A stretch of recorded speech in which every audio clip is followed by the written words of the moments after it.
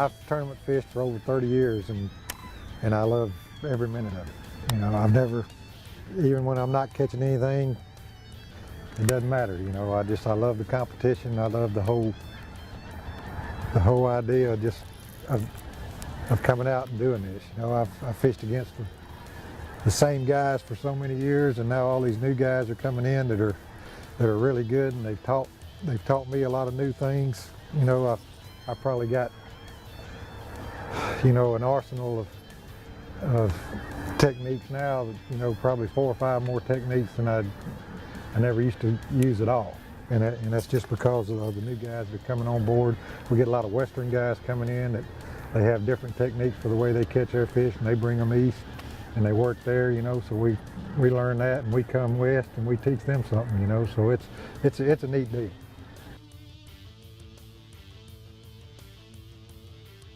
The main thing I look for in fishing equipment as far as a rod and reel is concerned is, number one, the weight of the rod and the reel together. I don't want a real heavy rod and reel. You know, when I say heavy, I mean, you know, something that weighs like a reel that weighs 10 or 11 ounces and a rod, and you put that on a heavier graphite rod, and by the end of the day you're wore out.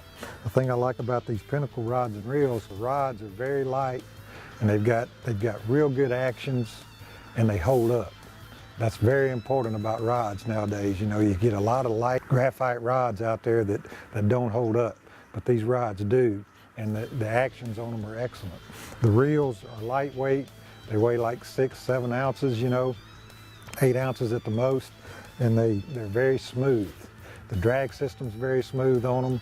You've got the proper gear ratios on them, whether you want a fast retrieve or a medium retrieve or whatever. You can find it in a Pinnacle, and you know, this reel here that I'm using here has got 13 ball bearings. It's a very, very, very smooth reel, and the castability is excellent. You know, I don't have to worry about backlashing all the time because I can set it. It's easy to set your spool, and when you make your cast, you set it to the way you want to fish, and that's all you have to do. It makes fishing a whole lot easier.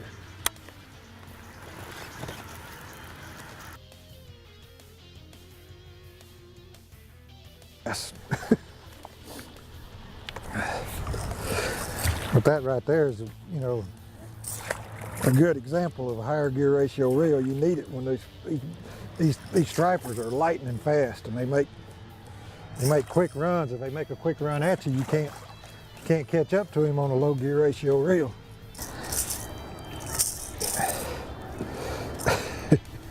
Not the right variety, but it's fun.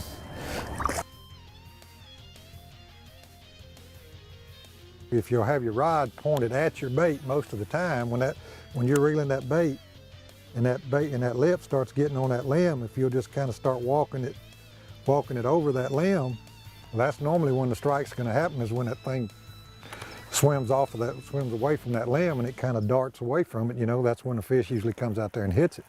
But if you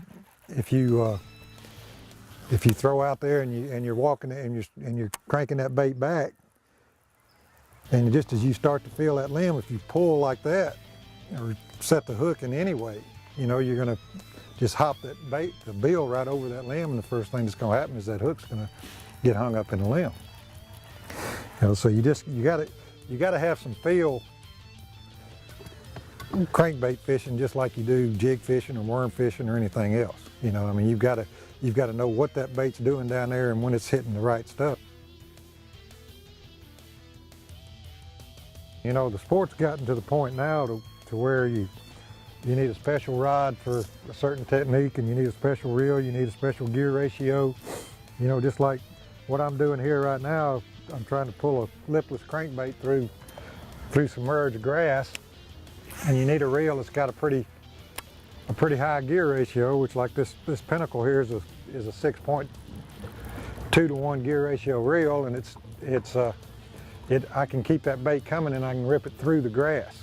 Plus I can stay in touch with my bait all the time, you know, and that's real important.